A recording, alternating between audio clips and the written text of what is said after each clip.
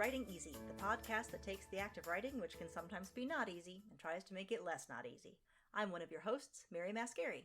And I'm your other host, Melissa Long.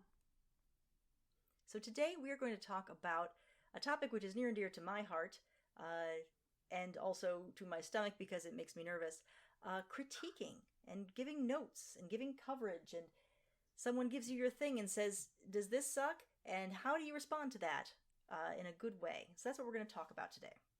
Now, Melissa, do you like critiquing? Do you like giving notes and coverage and things? I love giving notes. It is one of my favorite things to do. Love, love, love it. I hate it. I do it for the people I love because I love them. But it's always a challenge for me. I have, and we'll go into this a little bit, that I'm recovering terrible critiquer. So it's always it's been something I've had to really grow on. It's, you know what, it is something that I think to some people it comes naturally and others it doesn't. And when you first start writing, you hear people say, well, join a writer's group, and then you're suddenly thrust into this, like, you have to give feedback on something. You're like, but I don't know anything. Mm-hmm. How am I supposed to critique this? Yep. And that's what we're talking about, is like, what do you do if people keep telling you need to give feedback or you need to read somebody else's scripts and that's how you get better? Like, what are you actually looking at, and how do you make that process beneficial for both parties? Because you can learn a lot by critiquing other people's work. Absolutely. And so there are a couple things, and again, I can speak from a position of someone who has done this poorly and has worked and is continuing to work on doing it better. I'm going to confess, in my past, I would look at a critique as a chance for me to show off what I know. So find what's wrong with this thing and show how I found all the things, and I win because I found them all. That's the worst. That's the worst. It's so bad, and I feel terrible, and I would like to apologize to everyone I've critiqued in that way. It's because I made it all about me, and that's not what it's for. I came from a place of fear and lack of confidence, and we can get into that more later. But yeah. So that's not the way to do it. It's not a contest. It's not about you. It's how can you help this other person? And I have one technique that, and I've also you've heard me rant before about how I think the way we teach writing, this whole critique from peers is the way to learn. I don't think that's the right way. It seems kind of bonkers to me, but it's what happens, and so we're going to talk about that. Yeah. So for me, I think the best way to critique something, first of all, is to have the mindset ahead of time that this piece is good. If you go into it with the mindset of this piece is crap and I have to find out why, you will not enjoy it. You will not be able to enjoy it because you've got this thing like, oh, this is bad, this is bad, this is bad. So even if the writer comes to you with, I don't know, this is any good, you have to bring on your most magnanimous Anne Lamott positive mindset and say, no, this is beautiful. We just have to make it better, right? I'm going to read this as if I'm reading something written by, T.S. Eliot. This is a brilliant thing that I'm reading. And then, as you're reading, read it like a reader. Just read it. And as you're going, just take note of how you react. Just kind of like if you want to write it in the margins or just kind of keep a log or whatever, just to say, oh, that's interesting. Oh, I wonder what's going to happen next. Oh, that guy seems like a jerk. Oh, I like this person. Oh, I can really see that. That's an interesting thing. I'm getting a little bored here. I'm kind of frustrated. Just those honest, emotional, and I guess kind of cognitive reactions. Oh, I think that he's the guilty one here. The kind of running commentary that if someone did it in a movie, you'd be like, could you shut up? But here, you're going to give that sort of track. As a reader, as an audience member, as someone consuming this stuff, here's what I'm tasting as I eat your food. These are the notes I'm getting in this glass of wine. And if you can tie that to the text, as your first pass, or maybe your only pass, I think that's going to give the person a lot of really valuable information. You're not showing them how you would write it. You're just taking it as a reader and sharing with them your experience of reading it. What do you think about that? Yeah, I think that's I think it's perfect, right? Like I think it's incredibly helpful because those are the things that a lot of people miss. They're the things that a lot of writers, I should say, think are beneath them, and they're like they are trying to impress with their knowledge, and so they don't make those comments. But that's where the writer gets to say, "Oh, this thing was working." Because if you felt anxious at this point, like maybe that's what I wanted you to feel. If you felt frustrated, or if you're like starting to believe this person is guilty, that's good because that's what the intention is. So like those notes are really helpful. What I find is almost even a step before. Like I always ask people where they are in the process and what they want. Yes. And like getting that clarity of like, I think this is ready to go out the door. And then we're like, okay, so we're going to have this kind of edit, this kind of feedback versus like there's nothing worse than thinking something's ready to go out the door and then tearing it all apart. And being like, oh, well, I don't have time to rewrite the entire structure of this story because that's not the story. Like I'm set on the story. But if they're in a first pass, they might be like, I don't know, I'm exploring it. Do you think I should change POVs, right? They're going to have different needs and different desires. And also, I think it's helpful for me. I didn't do this until I started writing TV stuff, but I ask about comps. Like I want to know what you're trying to do. So like, what is a book? What is a story? What is a TV show that you think is similar to the one you're trying to create, or a couple? Because that helps me know, is this supposed to be like slapstick? Is this supposed to be horror? Is it supposed to be cutesy? Is it supposed to be dark? Like, what are you trying to do? And like, once you have that, it's so much easier to give helpful notes, because even though you might feel some kind of way about something, that can be deprioritized if it doesn't help like where they are right now. Yeah, boy, and there's nothing worse than you put this thing out and it comes back just top to bottom red, and questions about, like, well, this is really stupid. Why would they do that? There's no reason for this. Just this sort of negativity. I was just trying to see if the concept works. I understand it's not spelled right. Don't worry about, like, I know I haven't that I haven't worked out the logistics of where this person's standing and where this person's standing, but like, do you like the idea of this ghost playing poker? Is that cool? Okay, good. That's what I need to know right now. Or, it's worse, or you're ready to send this out, and they're like, yeah, no, this sounds like really fun. This is great. Like, that's it. That's all you got from me. Right. So yeah, definitely level set beforehand. Like, what do you need from me? Where are you in the process? What sort of level do you want? Yeah, because being too nice is just as bad as being too mean, because people read things like, oh, this is wonderful. Like, well, thanks. But I need something. Like, it's not perfect. I know it's not perfect. And so, like, I can't stand when it's just, like, praise or fluff, or, like, it's perfect. It's wonderful. I love it. I'm like, that doesn't help me at all. Although sometimes that's what you want, right? Like, there are some people I'll send something to who's like, I just need to know, like, just tell me it's good. Thank you. I just need that right now. Or you might say, tell me what's good about this, right? Like, that's the other thing, is here's the... Because I have had that struggle where I read something and I'm like... Because, like I said, I'm not a good reviewer. I tend to, especially if something's more for a more beginner writer, I get very frustrated with it. And so you want to be able to find the things that are good. Here's a great idea. I like this concept. I like this moment.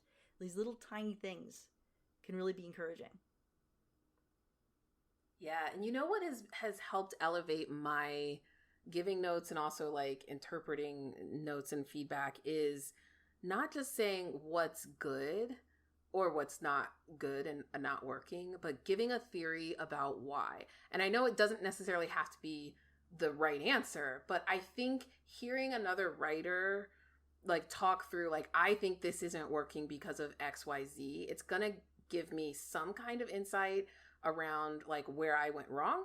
Or it's going to be like, oh, it's just going to open more creative thinking for me around, well, like, I don't like their approach, or I'm not sure I agree with that, but it like triggers 5 new ideas or options of like what's not working. And like, that's when they talk about you learn through critiquing. It's not just being able to point out things, but it's being able to say, I really like this, and here's why I think it works well, because then Mhm. the writer can replicate that, and they know, like, as I'm editing it, oh, this one scene or this one piece is something I don't want to lose when I go back and do revisions, because it is working so well. I once got a review. It was this great critique for a short story I wrote, and the critiquer said, "All right, your story is like a cake with amazing frosting, but the cake's no good. So what we're gonna do is we're gonna scrape off the frosting. We're gonna keep this frosting. We love the frosting, but we got to rebake the cake." And I was like, "Oh, okay." So like she loved the world building, she loved all of the environment, that the characters were cool, but that like the core conflict wasn't strong enough. And so that's what she was trying to tell me. But it was so great to kind of analyze it, to understand why it works, why it doesn't.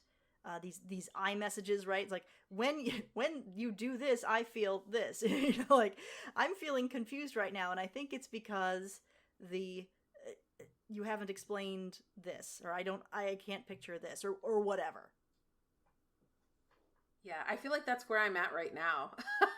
Like, I feel like the revisions that I'm doing right now, like today, on my script, is that the cake, and it's like the cake is just the wrong flavor. It's just it's like my cake is chocolate. It needs to be chocolate mocha or chocolate peanut butter. Like, and there's just like I have to go back a layer then, and it's really powerful to figure that out. Right. That's the trick to a chocolate. You put a cup of coffee in See, it. there you go. Anyway, like, and I didn't do that. I gotta go back. Yeah, add a cup of coffee. That's what you need. And it's hard. Like, it's not easy to do. And also, so when you are receiving a critique, understand that this is, who you're getting a critique from, and and you can look at their analysis and decide. You don't have to take everything they say as gospel. You're allowed to go, you're completely off base. Like, I don't want to listen to it all. Yep. You're totally allowed to do that. That's fine. Maybe not say that to their face, because they just did you a favor. It takes a long time to do a critique. And so, don't just argue with them right there like you're full of crap. Like, no, be like, "Oh, great, thank you. And then, when you get home, throw it in the garbage. Yeah, that's fine. Yep. Or to say, in that analysis part, to say, okay, I was confused, and I think it's because of this. You might look and say, no, I know why you were confused. You were confused because of that, and I'm going to change that. Mm-hmm. That's also a good thing to do.